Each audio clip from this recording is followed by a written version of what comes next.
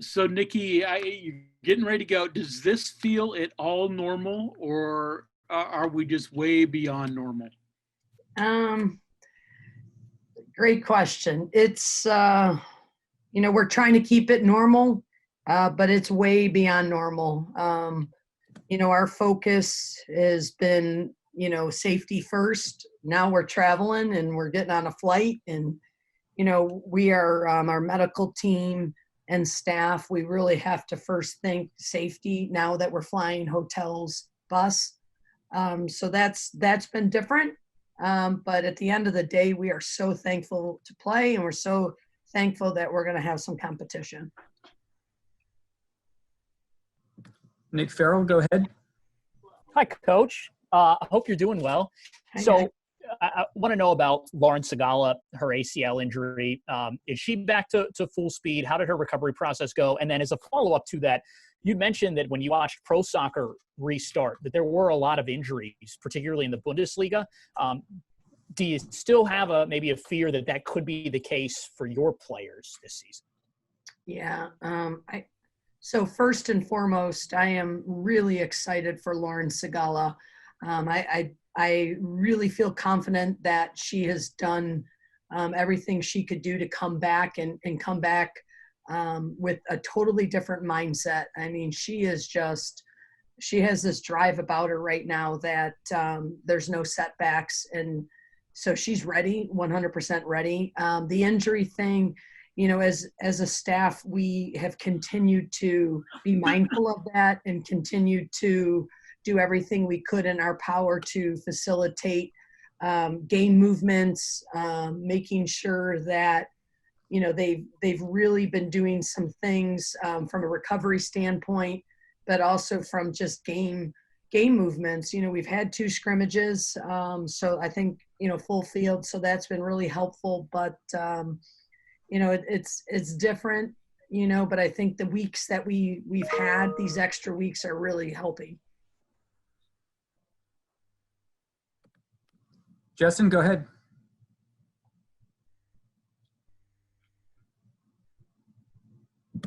He's on mute. You got me? Now you're there. Okay, great. Hey, Coach, How you thanks doing? good. I'm doing well. Thanks for taking this time with us today.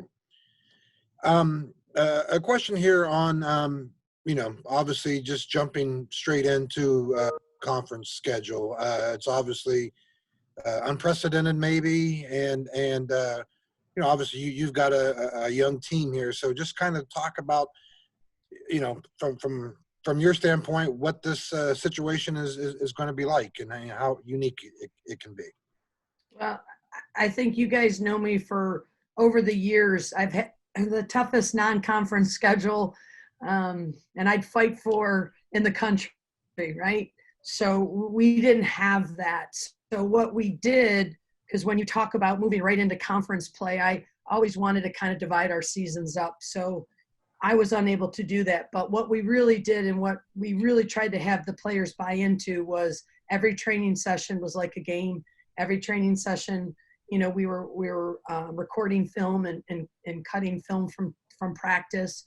So those movements and those opportunities had to be taken, like we were playing Virginia or Penn State, or put ourselves in positions like we've always done in the past. So we tried to facilitate that. As we all know, we don't know where we're at until we see another opponent, but at least the players responded, and they wanted that competitive environment, and maybe a little bit more mindful of how important training is in those scrimmages. Hi, Carly, go ahead. Hey, Coach, how are you? Good, Carly, how you doing? Good. Just wondering, for the past 4 years, you've had Riley as a consistent girl in net, and now for the first time in a while, you have to roll out someone new. How's that position looking for you? Maybe a battle there. And also, what's the plan in being able to play in the spring? Are there rules that you have to follow for the fall in order to be eligible to play in the spring? Just wondering about that. Yeah, so obviously big shoes to fill in Riley Foster. It's been neck and neck right now. The keepers are really doing a good job battling for that start. We had that transfer in from Boston College, Maddie Murphy, who's done a really good job plugging in. And of course, you guys got a little taste of Keza last year, and then Jess coming in as a true freshman. So, all three have really elevated each other's games and each other's performances in net. So it's going to be tight up until game time with that decision. Now, when it comes to rules, I kind of giggle, and I want everyone to giggle with me. It's been the wild, wild west, right? So with COVID, anything goes. And I don't mean that with any harsh intent. It's just, I've never been part of a preseason or an August, a June, a July, where every conference was coming in with different rules. So I think when we pull into the spring, I know the NCAA has stated that they do want a championship season. They want to give us an NCAA tournament. However, it would probably be less teams than a 64, so, that's kind of all I know. And then, of course, training days and things like that. But I just, it's been hard on the NCAA and what they have to juggle. But it's, right now we're in a dead period. I've never been in a dead period before in recruiting. So it's a lot of day-to-day stuff. And for me to predict what will happen this spring, it will be very interesting. But I hope it goes back to normal. But to say that there's going to be certain rules and stuff, I don't even think anybody knows. Okay, Greg, back to you. Greg, you got to mute. Still muted, Greg. He hit unmute for me, I thought. So anyways, safety protocols for travel. Do you travel with fewer than normal or normal? And then what's game day look like? I mean, what's your sideline look like in terms of spread and masks and all those type of things? It's been really interesting to think about something you've never experienced before. And hey, that's my strength. I'm an old lady. I got all these years in, but not COVID years. So with that being said, when we travel, safety first. So we're traveling with face shields. We're traveling, of course, with masks. That's a number one concern. Then when you kind of move into game scenario, now all of us are being tested. Tonight, we're all being tested at 7:00. 4 of the referees are being tested. So all teams will be tested before kickoff. All bench personnel has to wear masks, but fists, we're not probably handshaking, but no masks when we play, and it'll be somewhat of a normal scenario, except personnel's on the sidelines. Matt, go ahead. Hi, Coach. Thank you for your time. We went with Lauren Sagala, Grace Smith, and Jordan Brewster as the captains this year. Talk a little bit about what those girls will bring to that role and what they mean to you. Yeah, I said this, the passion and enthusiasm that they're going to bring, to bring this team to excellence is going to be exciting to watch.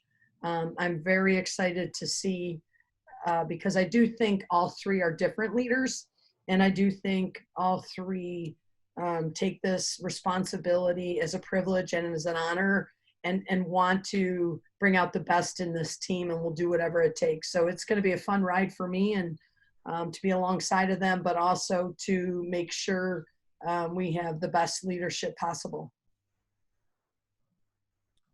Next question from Joe Mercado. Go ahead, Joe.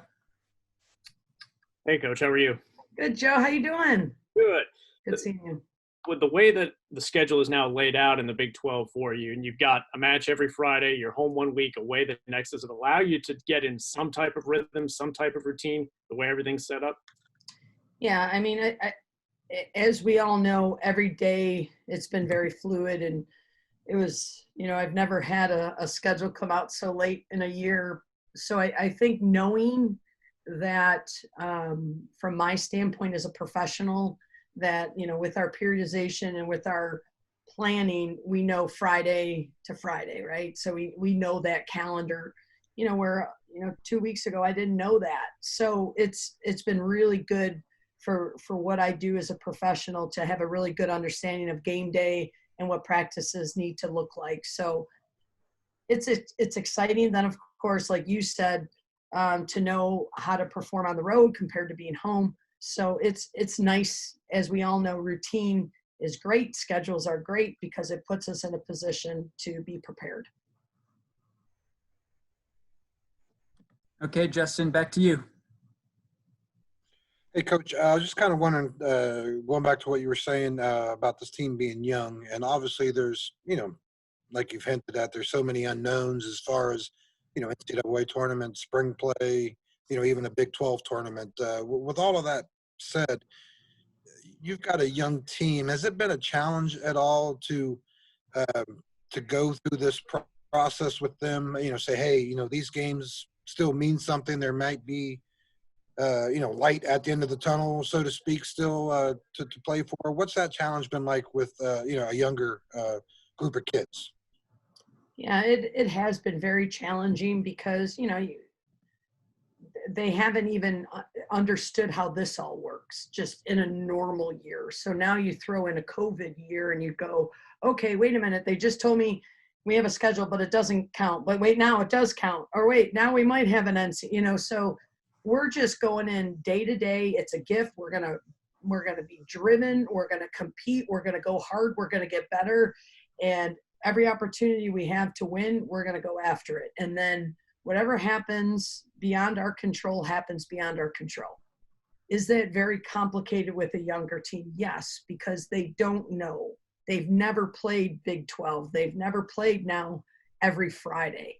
So there is a lot of, question marks, but there's also a lot of enthusiasm too. And it's a lot of excitement. So, I think obviously would rather have a more experienced team in this situation, but I'm really proud of the way we've stepped up as a group and have recognized the things we can control and the things we can't.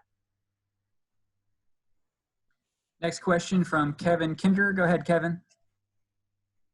Hey, Coach, with this being kind of a benchmark for you, your 25th year here, I was looking through the list of NCAA coaches, and there are just a ton really long tenured women's soccer coaches. Why is that? What is it about this sport that either attracts or develops or whatever people that are head coaches for a very long time? Well, I do think this, and, this is my take on it. I was hired very, very young, we're talking kindergarten, right? So Title IX hit, and a lot of us young coaches got an opportunity that maybe coaches wouldn't get now. So you're going to find when Title IX hit, back in 95 on up, they didn't have people to fill those roles. So a lot of us started so young, and we're able to kind of build, ourselves in our profession where, now I'm probably, more of the normal age, probably a little older, but I think, that's probably contributed a lot to this because our sport hit that Title IX and, 25 years ago, there wasn't women's soccer like, there is today. So I think that probably lays into a lot of why you're seeing the tenure that a lot of us have, because a lot of these coaches I've started with that you're probably talking about. Okay, 3 more questions in the queue here. We'll start with Greg Hunter. Go ahead, Greg. All right, I got the unmute correct this time. Coach, the Big 12 announced thresholds for football, how many players you have to be able to have to be able to play, even some minimums at positions. So is there something similar that they've announced for soccer? You got to have at least 13 healthy players, 1 goalie. Have they told you anything, or is it just up to you guys? Well, to be honest with you, on Monday, so it's, and we all know this, we needed football to go. right? So we needed football to go, and we want football to go. And now everybody else is getting that information. We're doing it as so on Monday, we were talking about that, and we're trying to get to the nitty gritty of it. So, we were writing that up on Monday with the Big 12 and the coaches call. So we do have that. We have talked about, like you said, goalkeepers, they're a little different than field players. So I think what we came up with, and I could be wrong because I had to write it down because so much changes, but I do think it's 14 players and a goalkeeper. So I think that was our number, but I could be wrong, and I don't have it in front of me, Greg, so I apologize. But it looks something like that, with the goalkeeper being separate from that. Go ahead, Carly. Coach, just two more things. Jade, obviously a big facilitator on offense last year. Who do you expect to step up and score goals for you guys? And do you know why the Big 12 picked Friday as the day that you would be playing each week? I'm going to hit Friday first. It was healthy Fridays because of keeping away from the football schedule and some hotels and things of that nature. And then I think it had to do with ESPN Plus, and then of course testing. But I think testing really drove that. And obviously some football weekends on Saturday. So that kind of made sense.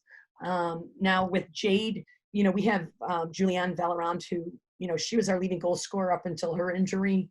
So with her return, we're really excited about that. We've talked about Lauren Sagala, and then you have Enzi Bouchard, who is now a sophomore. So we had, between Jubes, I call her Jubes, and Enzi, both rookies out there, and Alina. You can't mislead our leading goal scorer, Alina Stahl. All right, Matt, go ahead and finish this up. Coach, by the time conference play started last year, you had played 12 freshmen and started 6 of them. Do you see it being a challenge, or do you foresee challenges bringing in younger players straight into conference play this year? Yeah, it definitely. Listen, I'd want 12 more weeks of training if you'd give it to me. So, remember, I'm always Lou Holtz. We're never ready, and we always have obstacles, right? But it's challenging because as much as these kids have great experience, they have not played in a conference like this or against women that have been lifting, getting stronger, speed of play. So it is challenging, but I also feel that every day they have a tryout at practice, and we get to see how they would perform. We don't necessarily have a lot of seniors this year, so that's what we're lacking to kind of put them up against. But it is, you're going to question, and I'm questioning that going in, like, how is she going to do in a real game against a real opponent? But at the end of the day, I just got to use my best judgment moving forward.